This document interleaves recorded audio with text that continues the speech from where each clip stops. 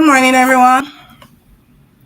Good morning. Welcome to Leading with Light, another day that we thank God for keeping us and for carrying us to that place where we can talk about the things that affect us as leaders. Today, we're going to be talking about, I want to give 5 actions for executive year end. And so I'm speaking to my fellow executives and strategic educational leaders, and I am making sure that we are set for the period. We take our sabbaticals and we do what we do best. We lead. And so for those who don't know me, I am Dr. Marcia Thomas. I am a faith-driven leadership consultant. I'm an author, a motivational speaker, and also a leadership trainer. And I help leaders, female leaders that are faith-based, 40 and over, to bridge a gap between their organizational demands, which is the burnout, and their God-given calling, which sometimes shows up as spiritual exhaustion. You are not able to pray, and you're not able to do what you do best. I want to welcome all of those who are joining. I see you there. Franklin, man, I have to give you a gift. I see you, Simone. And I see you. Let's see who else I'm seeing. I'm seeing Kimberly. Thank you for joining. And for those who are joining on YouTube, thank you also for joining. Of course, I always do my presentation on the slide just like this because persons request from time to time that when they go to the replay, they want to have something to look at. So I use my slides, and I find that that is doing extremely well. So as I said, today we're going to talk about 5 faith-driven actions for executive year end. All right. I always start my presentation with a thought, and because this thought helps persons to understand what is so important and what is the fulcrum.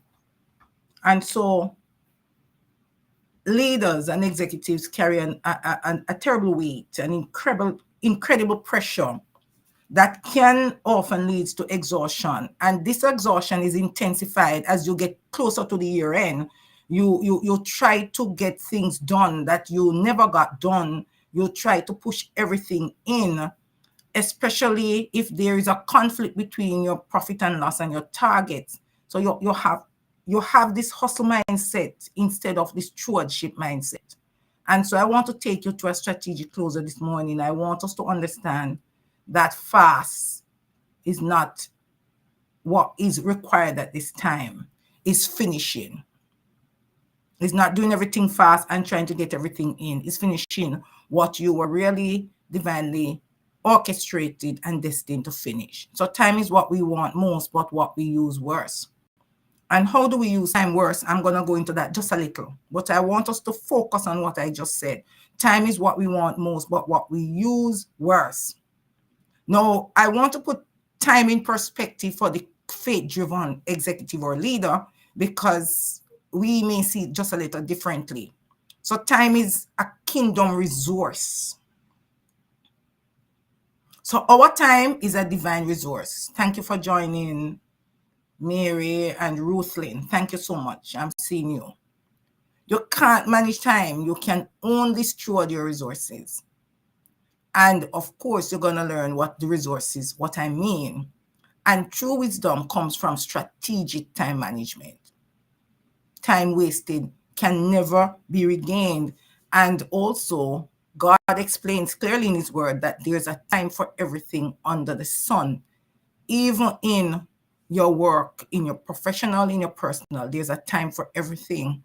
And in Jamaica, we say you can't do more than your time, and you really can't do what someone else was destined to do. So we want to remember that we are faith-driven. I want to highlight that faith-driven executive leaders can close the year with strategy, with clarity and emotional renewal. And so I want to present in this presentation 5 critical actions to ensure 2026 is marked by multiplication, which is really the principle of leadership and of the talents if we are faith-driven leaders, because our talents and our unique gifts are given to us to serve and to carry significance, which we focus on serving others and allowing them to become masters of their own destiny through what they produce, through their God-given talents and unique abilities. Coming together as a team carries that principle of multiplication. And multiplication is what we emphasize as executive leaders and faith-based leaders, not maintenance. Multiply. How do we get the message across? How do we equip persons? How do we make them become masters of their own destiny, changing their outcomes and their values? How do we facilitate them integrating their core values into the organization's outcomes and success and profit and loss? The first thing we want to do is that we want to stop saying that we don't have time. That is an insult. You have all the time in the world for what you make time for in your life. And your life is the sum total of all the things you do.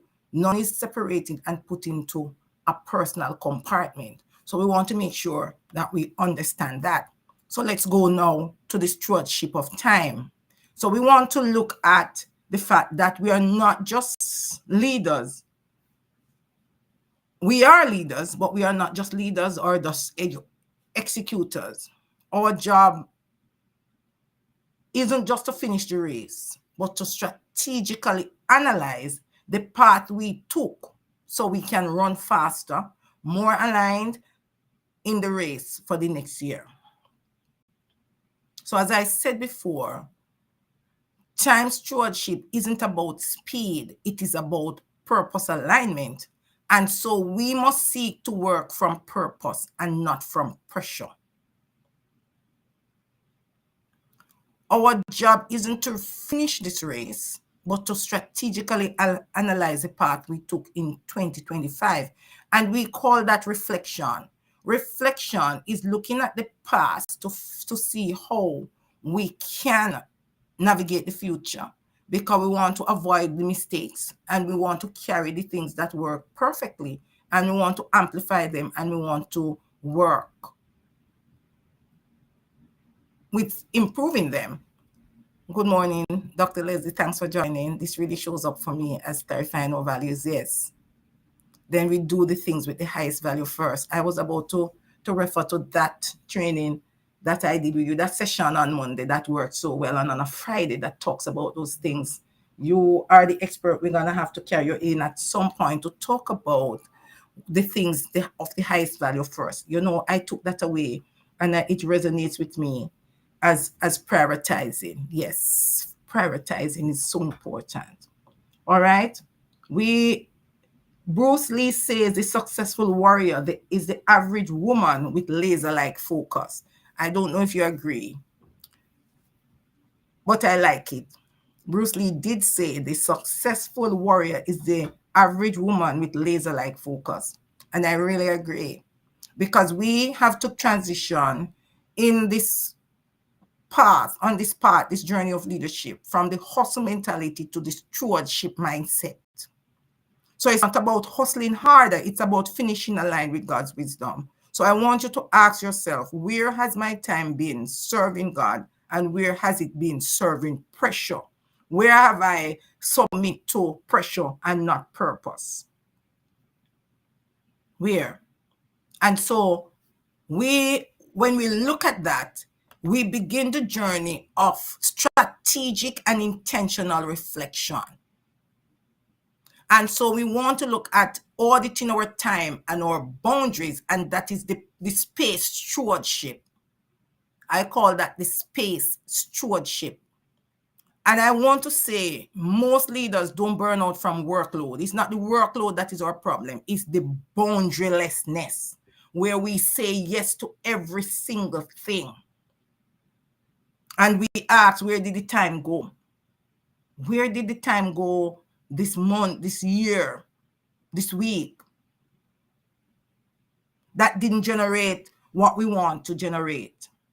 And so I say we must stop confusing activity with accomplishment. Hi, Lisa. Thanks for joining. We must stop confusing activity with accomplishment. And I think I'm going to be looking very soon in one of my sessions on why busy, the word busy, is a dangerous word for persons who want to multiply and not just maintain. So if you say, where did your time go? That didn't generate the return on your impact or investment. That's a very good question, because it will make you understand that we honor God by stewarding our energy. We don't want to pour into things that was never our calling, and we don't want to pour into people that never asked us or doesn't need what we have. And sometimes we confuse that in our organization. And so when we micromanage, we refuse to delegate, we are very cautious, and we hone things to ourselves because the results we feel are so dependent on us, because the buck stops with us, that we don't understand that persons need room to grow and to test themselves to see what they can produce. And so mistakes and errors, and persons who are learning to equip themselves must be given that room, because nobody learns to swim on land. You have to go into the water. So serving God is serving others, very much so. Serving pressure is serving ourselves and our ego. So which of those do we do the most? I'm going to show this. Dr. Leslie, I love when you join, you bring out stuff that we really need to look at and what we want to bring out. So, of course, serving others, and I believe in that, is serving God. That is our duty on earth. Love to God and love to man, and serving others. That is the only mark or accountability matrix for leadership. How well we serve others, how well we change their outcomes, how well we help them to become masters of their own destinies and not to replicate or become masters of my thought. Very important. And that phrase is very important.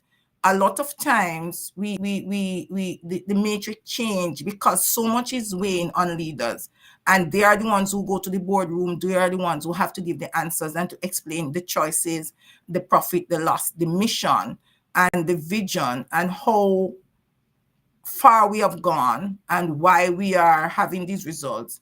It sometimes boils down to the ego. And so we sometimes play it very well from our ego. That's what we really do a lot of times. I wouldn't say we do it the most, because there are so many of them who catch themselves as leaders and recognize that we honor God by stewarding our energy. We want to look at understanding, identifying how we know steward our energy, because as I say, one of the time boundaries for me is the stewarding of your personal and your corporate space, managing the space very properly. And so we want to look at how we focus the faith and the focus, how we rest on that pillar at this stage. And one of the principles is what I call the Sabbath principle. It's not just resting, it's really taking out the time for self-care, the non-negotiable personal rest before the new week starts, or the new month, or the summit, or the conference, or the change, or the training, or just before the new year, which is the context of this session. And so we want to understand that it is a strategic management system that is really designed by God, who says when you work is when you must rest. You cannot rest before you work. And this forces us to understand the importance and the superpower of delegation and clarity. because not only do we steward our energy, but we steward the energy of our team. And so we want to identify what I call the time vampires. And these can be the low returns that you get, and the low impact that you have, and the influence in meetings or tasks that really can be delegated. When a leader does what the secretary must do, the secretary really wonders, what am I worth? What is my value? And then you may just make the blunders because that's not your area of focus. There are bigger fish to fry. And so when you micromanage in those ways, when you dictate what must really be word for word in a correspondence, what it must do and so on, you really use up your energy in a wrong way, and you contribute to what I call the time vampire. And you have to be careful because you need to know what to be delegated, you know when to have a meeting.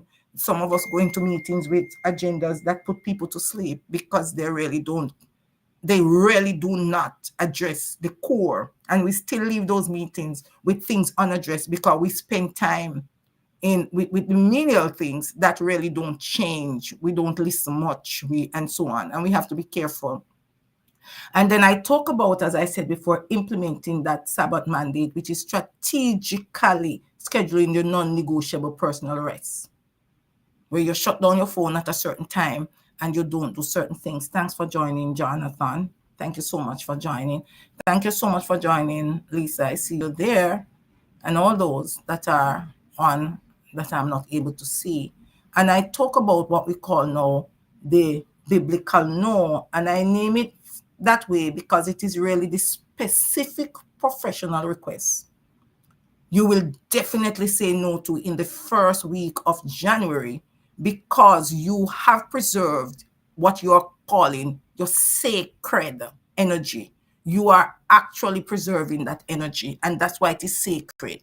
So you are not saying no out of spite. You're saying no out of self accountability.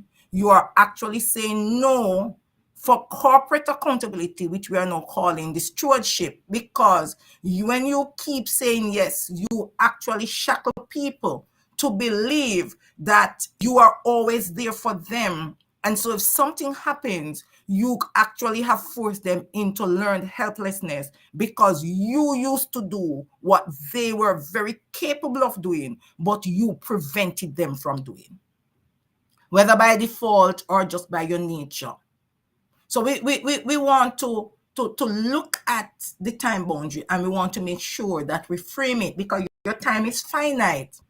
And so this year end is a time to ruthlessly prune the activities that do not serve your core mission. So I want you to look at your calendar, your quarter, your fourth quarter, and look at where you failed to set the boundaries and what was the cost. And you want to look at how you can prevent that from happening. Then you want to look at the talent audit, which is what I call assessing the stewardship resources. So we have actually looked at being a steward of your time and your boundaries, and now we want to look at the stewardship that is required for the resources. You want to assess the resources. And I look at what we call the talent audit. Now, the faith principle in that, if we know the story of the talents, is where persons were given responsibilities and roles that fell right into their unique skills and talents. And so it was really the stewardship of managing God's resources and allowing God to use you and work in and through you. That master in the parable expected a return. And so the one that was hid his one talent out of fear of judgment.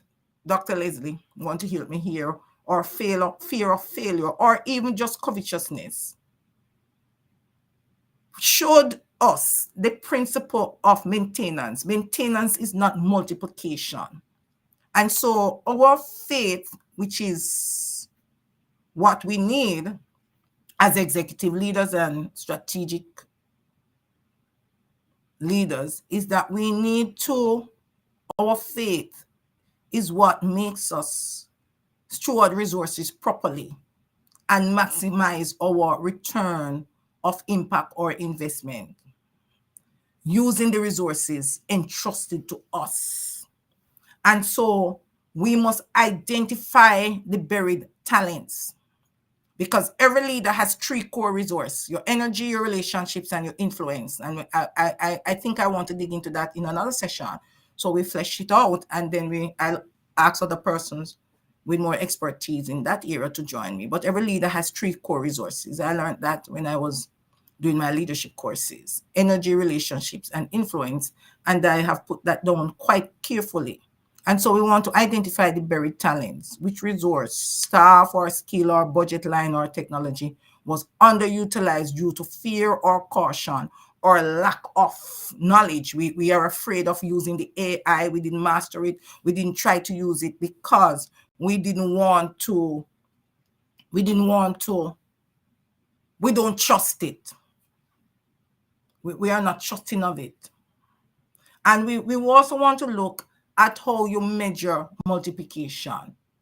Did your investments or impact or influence or relationships or energy yield a return?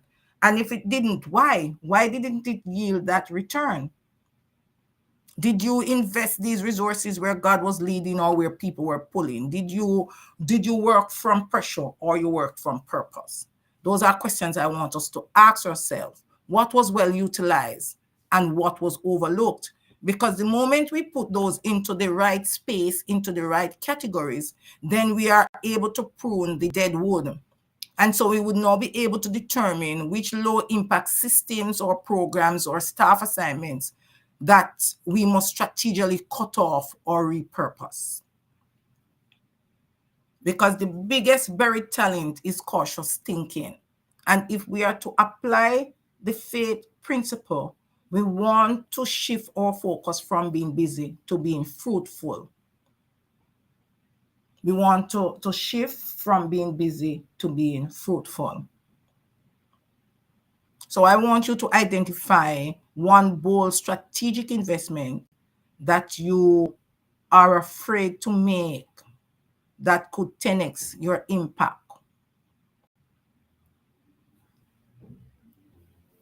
And you want to schedule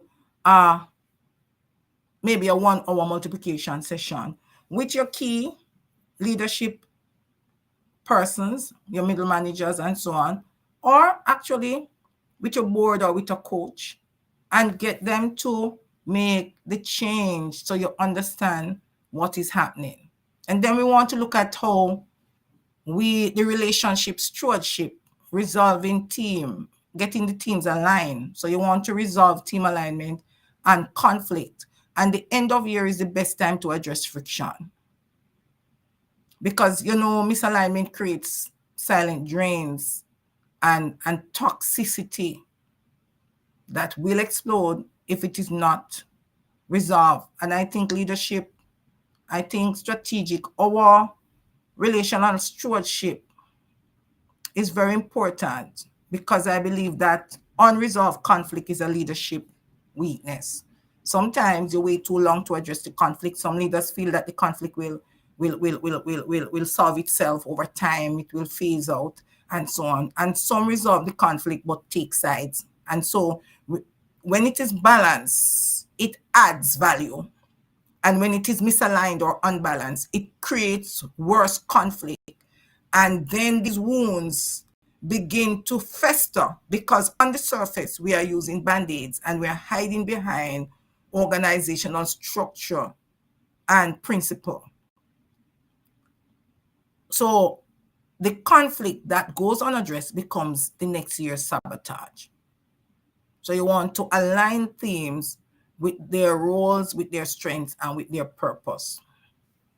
So you have jumped ahead of me, Dr. Leslie, because I want to look at that too, very much so. I'm looking at that in the coming up, where you look at their greatness rather than what's wrong. And sometimes it's very easy to say when you look at the profit and loss, but The real profit or loss will show up over time, because if there is conflict unresolved, as I said, there will be silent drains, there will be diminished loyalty, there will be disengagement, and there will be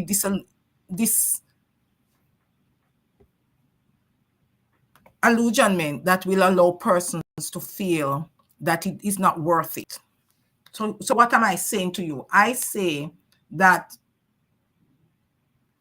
unresolved conflict and poor team alignment are the biggest hidden costs to the profit and loss and the mission success of any lead or executive. And you cannot lead confidently if you are constantly mediating or carrying disengaged team members. It becomes very burdensome. And so you have to kill the spider. I would say leaders who are very comfortable or adept at removing the cobweb are not doing anything great. You must kill the spider. Very, very important. So you want to address the unsaid. Very important. You want to hold those crucial conversations with your key staff or team members or the recurring decimal, because there are some individuals on your team that every new member that works with them has a problem. It can't be the new members. It has to be the recurring decimal, the person who is the constant. So you want to meet with those key staff, team members, to clear up any lingering misalignment that would exist or conflict before the new year, before the holiday breaks.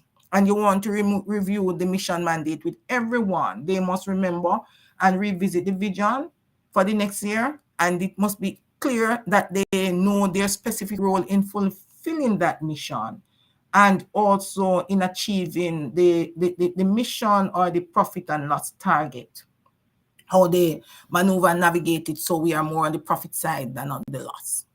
And then there are some things that we can lose in any organization, and we want to, a good executive or a leader looks at what they can afford to lose and put that actually as one of the achievements in relation to the variables that is a success or create some significance or impact for the year. I know a lot of persons don't do that, but as a leader, I do. I put what it is that I can afford to lose, so that when things happen, I can always revisit to see how I address that and how I put it all together, because the time energy is important.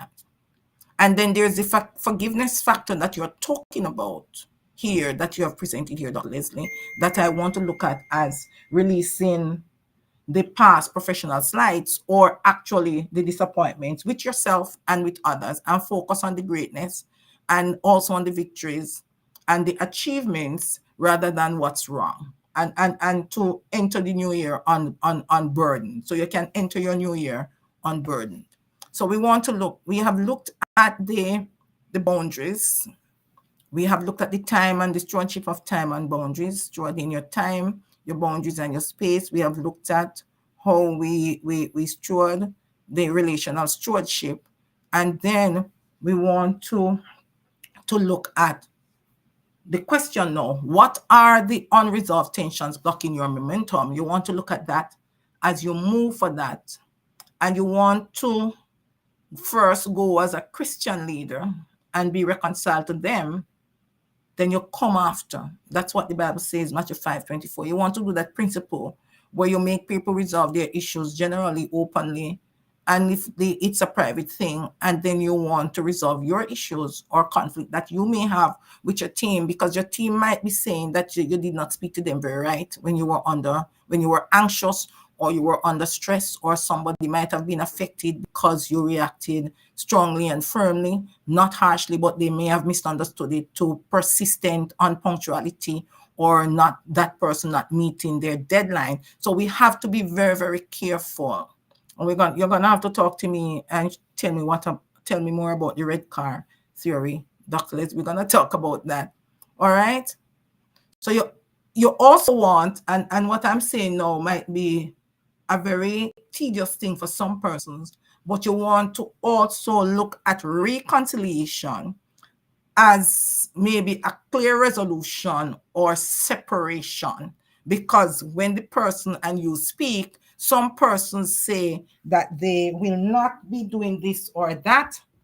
All right. So some persons say they are not willing to do this or that. They are not willing to apologize. They are not willing to make the change because they are of the opinion that they didn't do anything wrong.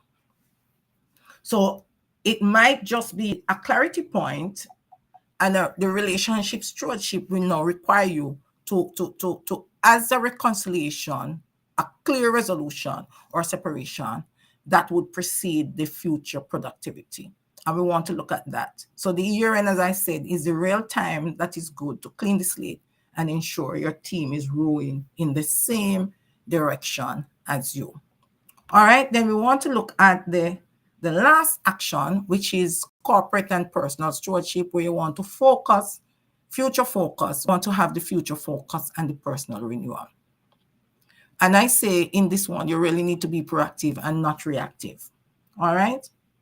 It's very important that we look ahead, because the biggest danger is letting the quarter four, the last quarter here, the fourth quarter here, chaos dictate your first quarter strategy.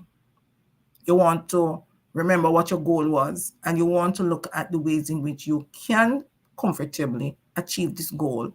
What can be delayed, what needs, as we said before, what should be pruned and what should be carried.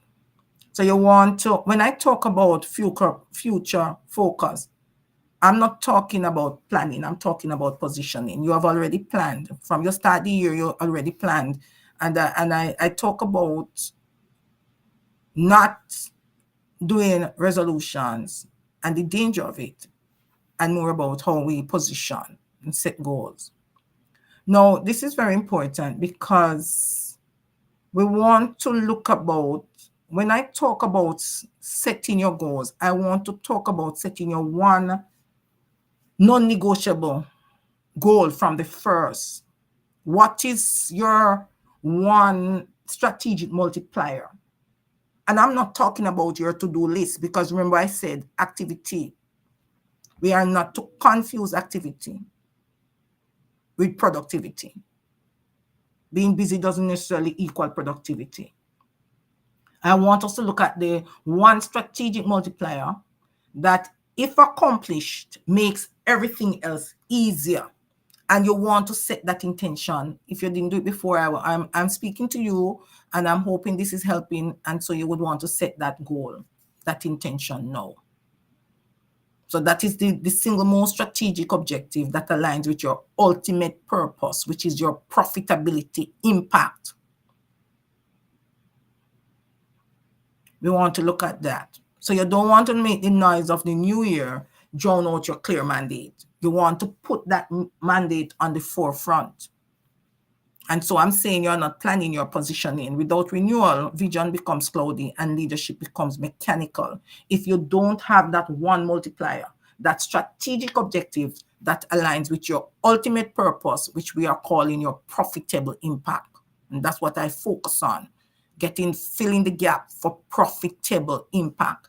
And I talk about profitable because I'm looking at it from the biblical forefront, because everything becomes profitable. God looks at the multiplication. He looks at the talent. He looks at the person who had said, okay, fill your barns for when there is famine and so on. Multiplication, comes from positioning more than planning, because the plan is in place when you set your strategic objective, and you must position yourself for the rest of the year in every quarter to achieve that goal, that strategic objective, that intention, that mission, to have that impact in your relationships, in your influence, and so on. All right? And you want to finish strong, but you want to finish with wisdom and intentionality. And finishing strong doesn't mean that you tick off all the things that you had on your to-do list. No, finishing strong means that you look at the multipliers. What multiplied your impact or your influence or your relationship? What is that? And your profit. You want to look at everything around that, because your organization is not hinged on profits. It merely hinged on people and how you encourage and support and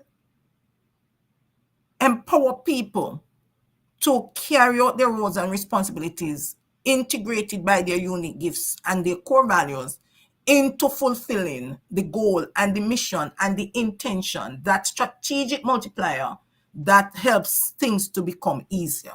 How did you drive that?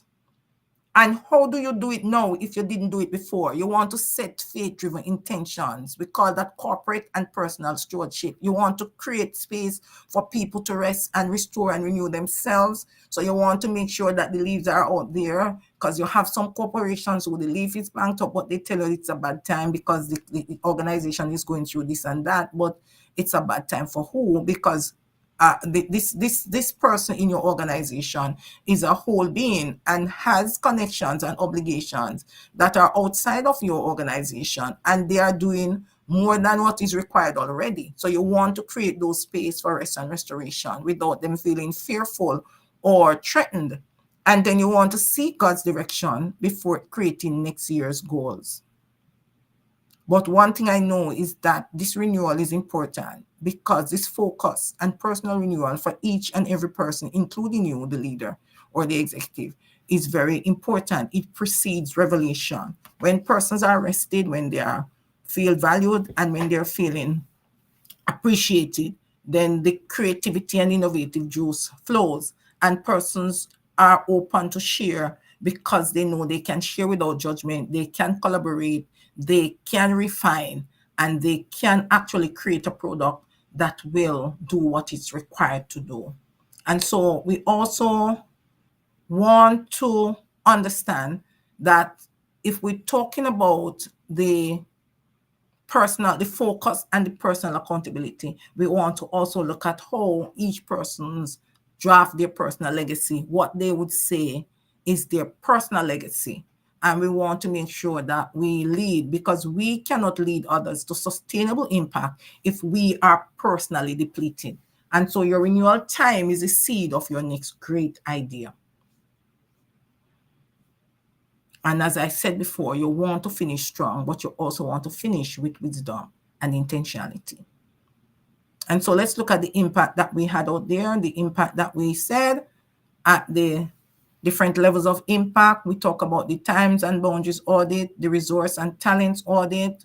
And remember that we said resources is all of the things that you have, your relationships, your influence, the team, and so on. Then we looked at the relational and executive stewardship audit, which would be how we resolve conflict and how we foster team alignment, and also our stewardship as leaders, because as I said before, any conflict in any distinct organization is a weakness of leadership, because it must be resolved. It can be resolved. It cannot be ignored. It cannot be glossed over. It must be balanced. It must be fair, just. It must be ethical, and it must operate with integrity. If those things are outside of it, then it would mean that the impact would be really reduced, and there will be internal drainage. And after a while, those wounds will fester and burst. We want to focus. We also looked at focusing on our personal renewal, focus and personal renewal. We did that audit. So we look at the extent to which we are transitioning and how we are making those changes in relation to how we rest and how we create a space for support and for our team to feel valued and appreciated, and also how we nurture and care ourselves. And then we look at the alignment audit, which is really putting it all together so that we are able to strategically look at that one action that is the crowning action that is embodied in the mission and vision that will actually fulfill the intent or the purpose for profitable impact. So we look at Albert Einstein, and he says, as I close, try not to become a person of success, but rather try to become a person of value. So we are looking at the leaders in our work now, and I'm giving you the challenge where you reflect on where you are leading from depletion, and you ask yourself, what must end for me to lead with clarity? And then you want to practice your soul-aligned leadership, where you lead from purpose and not pressure or survival. And so one step forward in obedience is worth years of study about it, says Oswald Chambers. And so reflection without application becomes procrastination. And we cannot want progress and settle with procrastination. Not right. Can't procrastinate and we talk about progress. We talk about making this step forward and so on. And so I say this is the perfect time. 2 weeks before the holidays is the perfect time to reset your leadership foundation and step into the next year with clarity, faith, and courage. So I challenge you to take one actionable step within the 24 hours from these 5 audits that you're required to do. I want you to take the actions or the action that you need to take to close out your year. All right. And I say if these 5 actions resonated with you, but you need the precise framework to implement them, I created a toolkit just for you. You want to download your free guide, and the link is in my profile, or you can download it at https://bit.ly Faith Driven Leaders Guide. You click that link on my profile and you will get it, or you can use this link and you will also get it.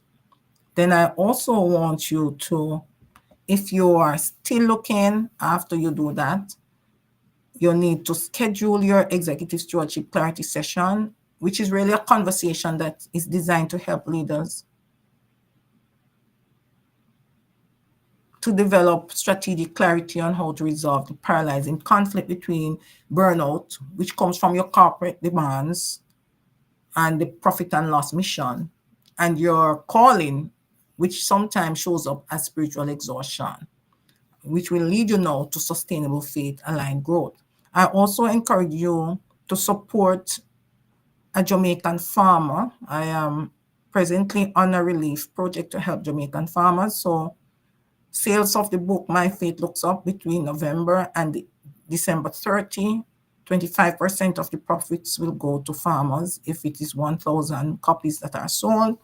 And then I want to help 10 farmers. And then if we get 2,500 copies sold, 50% will go to farmers. We have identified the farmers already. And there are some persons too, which is good for me, that I have told, and I'm saying it here, if you want to directly assist a farmer without contributing to this project, then you just need to send me a DM and I connect both of you and leave you to do the work. So that has happened. There are farmers who have received assistance from 3 persons. They don't want me to name them, but I will be posting pictures soon on what the farmer received. So I want to thank those persons. I want to shout out to them at this point, and I want to say thank you for committing and supporting the hands that feed us in Jamaica. A lot of farmers are struggling. Their families are struggling. That's their only source of income. They are not getting immediate help as yet.